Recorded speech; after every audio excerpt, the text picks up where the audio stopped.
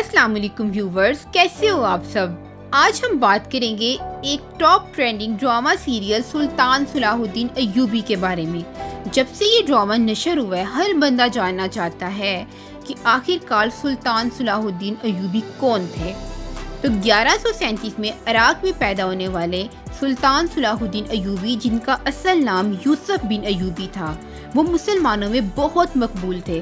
اگر میں کہوں کہ مسلمانوں کے کچھ عظیم حکمرانوں کا نام لو تو ایسا تو پاسبل ہی نہیں ہے کہ اس میں سلطان صلاح الدین ایوبی کا نام نہ آئے۔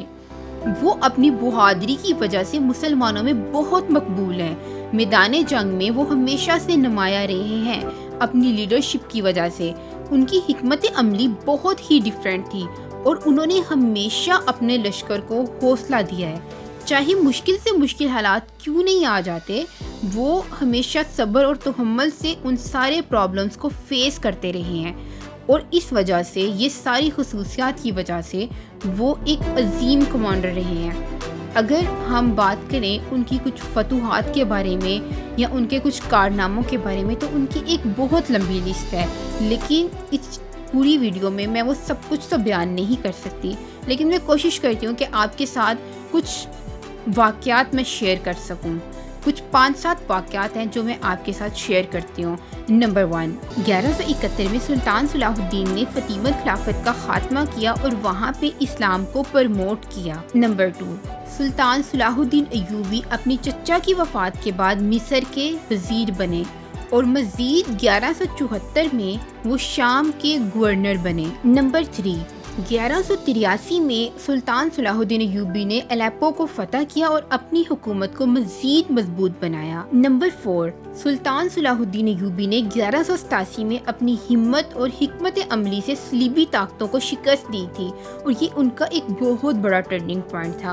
اس کے بعد انہوں نے اپنا رخ بیت المقدس کی طرف کر لیا۔ نمبر 5، 1187 میں جب سلطان صلاح الدین ایوبی نے اپنا رخ بیت المقدس کی طرف کر لیا تھا تو انہوں نے اسے فتح کر لیا، اور اس کے بعد ان کی عزت اور شہرت مزید بڑھتی گئی۔ نمبر 6، سلطان صلاح الدین ایوبی کی جو سب سے بڑی کامیابی مانی جاتی ہے وہ ہے بیت المقدس کی فتح۔ اس فتح کے بعد سلطان صلاح الدین ایوبی کی 1179 میں رچرڈ کے ساتھ لڑائی، اور یہ لڑائی ڈیفرنٹ مراحل پہ ہوتی رہی تھی۔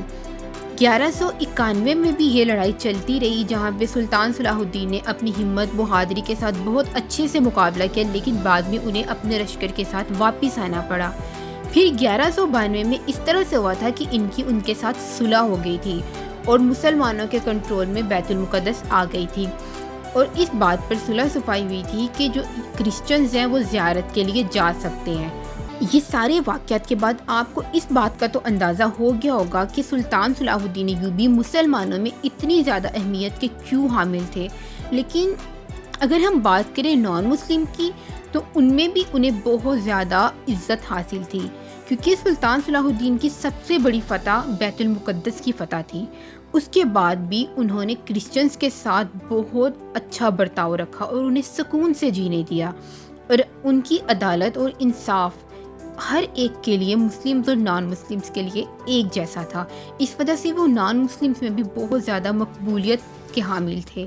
انہوں نے ہمیشہ نان مسلمز کے ساتھ بھی انصاف کا تقاضا کیا اور ان کے ساتھ انصاف سے ہی پیش آئے، اور اس زمانے میں اس چیز کا معیار بہت اونچا سمجھا جاتا تھا جہاں پہ انہوں نے اس طرح کے رولز امپلیمنٹ کیے۔ اور اس بات میں تو کوئی شک کی گنجائش بنتی ہی نہیں ہے کہ سلطان صلاح الدین ایوبی کا مذہبی رجحان بہت زیادہ تھا۔ ایون بیت المقدس کی فتح کے بعد انہوں نے اس کی حفاظت کے لیے بہت زیادہ اقدامات کیے۔ ان کے فیصلوں سے، ان کے اعمال سے یہ چیز صاف طور پر واضح ہوتی تھی۔ علم کی طرف ان کا لگاؤ بہت زیادہ تھا۔ انہوں نے بہت زیادہ لائبریریز کھولی، اور ان لائبریریز کی وجہ سے علم کو بہت زیادہ فروغ ملا، ادب کو فروغ ملا۔ انہوں نے بہت زیادہ مدارس قائم کیے ان سب چیزوں کو فروغ دینے کے لیے۔ سلطان صلاح الدین کی شجاعت اور بہادری نے انہیں مسلمانوں میں بھی نہیں بلکہ غیر مسلمز میں بھی بہت زیادہ عزت دلائی۔ اپنی ہمت، اپنی بہادری کی وجہ سے وہ بہت مشہور ہوئے تھے، اور انہیں آج تک مانا جاتا ہے۔ 1193 میں ان کی وفات ہو گئی تھی، لیکن ان کی حکمت عملی، ان کی لیڈرشپس، ان کی سکلز کو آج تک اہمیت دی جاتی ہے، اور اسی وجہ سے انہیں ایک اتنا عظیم رہنما مانا جاتا ہے۔ اور آج بھی ان کے انصاف کے قصے، ان کی شجاعت کے، ان کے بہادری کے، ان کی ہر چیز بہت زیادہ اہمیت کی حامل ہے، اور لوگ آج بھی انہیں ایک عظیم حکمران مانتے ہیں۔ امید کرتی ہوں کہ یہ ویڈیو آپ کو پسند آئی ہوگی اور سلطان صلاح الدین کے بارے میں آپ کو کچھ مزید معلومات ملی ہوگی۔ اور اگر آپ کو یہ ویڈیو اچھی لگی ہے تو اپنے فرینڈس اور فیلوز کے ساتھ ضرور شیئر کیجیے گا، اور ویڈیو کو لائک کرنا اور چینل کو سبسکرائب کر کے بیل آئیکن پریس کرنا بالکل مت بھولیے گا۔ اللہ حافظ۔